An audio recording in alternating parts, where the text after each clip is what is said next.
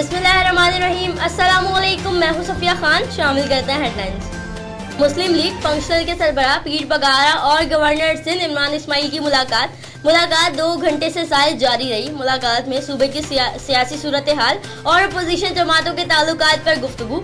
पीर बगारा और गवर्नर सिंध के दरमियान मुलाकात में मुस्तकबिल की सियासी सूरत हाल पर बातचीत की गई। कराची में ऑनलाइन टैक्सी ड्राइवर बदमाशी और खवातीन को हिरासा करने लगे। डिफेंस पुलिस ने खातून को हिरासा करने वाले ऑनलाइन टैक्सी ड्राइवर को गिरफ्तार कर लिया। मुलजिम बाकिर फ्रॉड के जरिए जाली आईडी से ऑनलाइन टैक्सी चलाया करता था। पुलिस ने मुलजिम को गिरफ्तार करके मुकदमा दर्ज कर दिया। कतर तवानाई के शोबे में सरमायाकारी चाहता है। पाक कतर ताल्लुकात का नया दौर। दोनों मुल्कों के ताल्लुकात नई बुलंदियों को छूने लगे। अमीर कतर शेख तमीम बिन हमदुल सानी वतन रवाना। बड़े मेहमान का बड़ा एजाज। सदर मुमलिकत ने निशाने पाकिस्तान से नवाजा। वजीर आजम को सिलेक्टेड नहीं कहा जा सकता।